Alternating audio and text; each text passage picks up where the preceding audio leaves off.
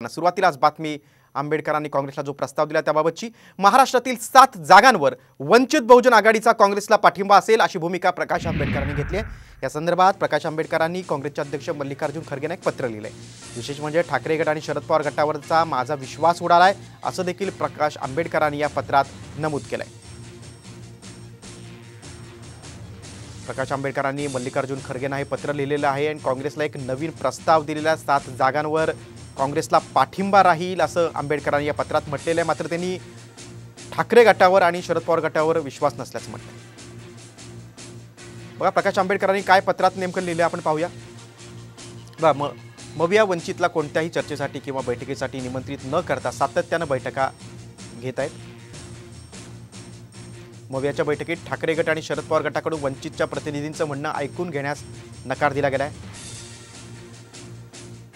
मवियाने वंचित बहुजन आघाडीला दिलेल्या असमान वागणुकीमुळे आमच्या या दोन्ही पक्षांवरचा विश्वास उडालाय। काँग्रेसच्या वाट्याला आलेल्या जागांपैकी 7 मतदारसंघांची नावं मला द्यावीत। महाराष्ट्रातील 7 जागांवर काँग्रेसला आमचा पूर्ण पाठिंबा असेल असं प्रकाश आंबेडकरांनी या पत्रात नमूद केले।